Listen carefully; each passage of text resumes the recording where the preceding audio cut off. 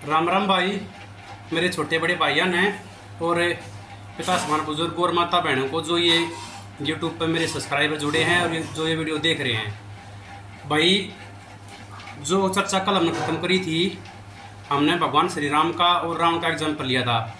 ये बात हमारे खुद पर भी लागू हुए हैं। एवं हम खुद ही देखो, शुरू में एक आदमी बिल्कुल जिसका एक आधे टाइम का खाना भी उक्का है, वो नहीं सोचा है शुरुआत में, ये भगवान मेरे पास तो एक रहने के लिए घर हो जा और 1 लाख रुपये हो जा, इतना हो जा कि मैंने किसी आगे हाथ ना फैलाना पड़े। लेकिन जब उधर 1 लाख रुपया हो जाएगा, जब वो नहीं सोचेगा कि भाई मेरे तो होता है 1 लाख में तो कुछ भी ना आता, आज के टाइम 1 करोड़ रुपये होने चाहिए। और जब आदमी दो करोड़ हो जाए हैं, जब आदमी ने सोचा है इससे क्या होगा भाई, मैं तो इस पूरे गांव का सबसे अमीर आदमी होना चाहिए। तो इस तरीके तय इच्छा कभी अंत ना होता। आप मैं तो बहुत सारे भाई सरकारी सेवा पे भी होंगे, बहुत सारे अपना खुद का काम भी कर रहे होंगे। आप अपने खुद के ऊपर या हम अपने खुद के ऊपर लागू करके देखें।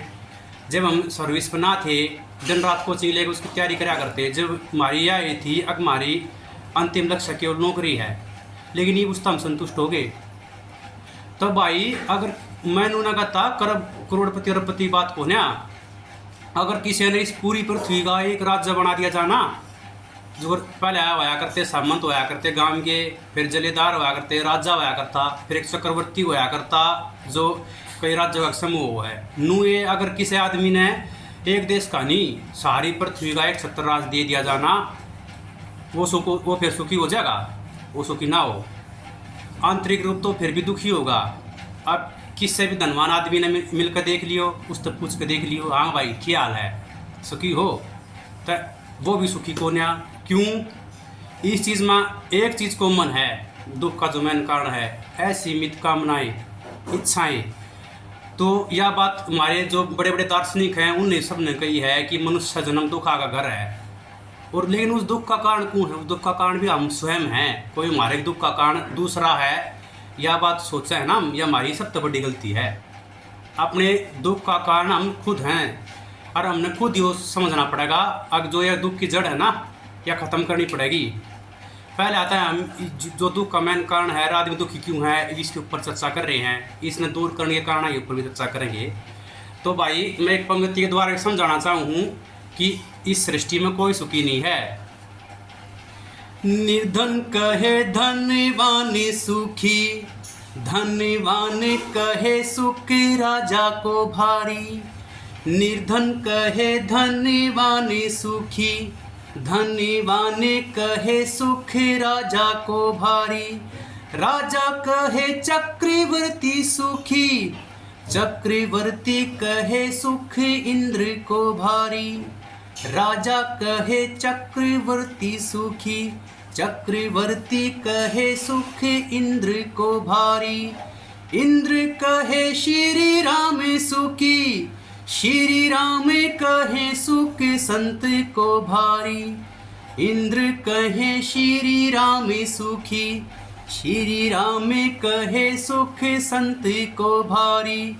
संत कहे संतोष में सुख है, बिन संतोष दुनिया दुख वारी।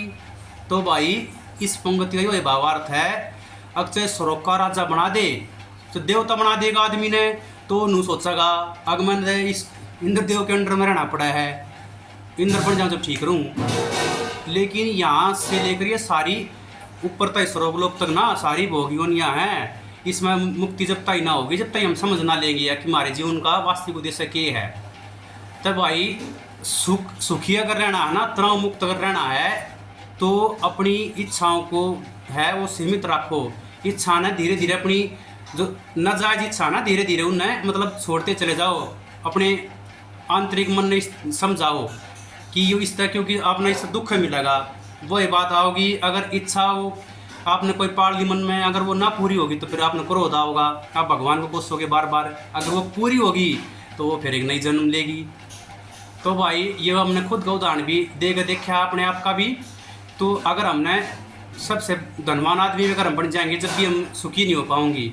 सुखी राह के है और सुखी हम कैसे हो सके हैं, पूरी कामना हम कैसे त्याग कर सके हैं, इसकी चर्चा भी हम जरूर करेंगे। आप तय यो निवेदन है कि ज़्यादा से ज़्यादा भाई सब्सक्राइब करो यूट्यूब चैनल ने, और अपने मित्र और रिश्तेदारों के साथ भी शेयर करो, क्योंकि यहाँ पे आपके जो सर्वांगीण विकास के बारे में बात करी जाएगी।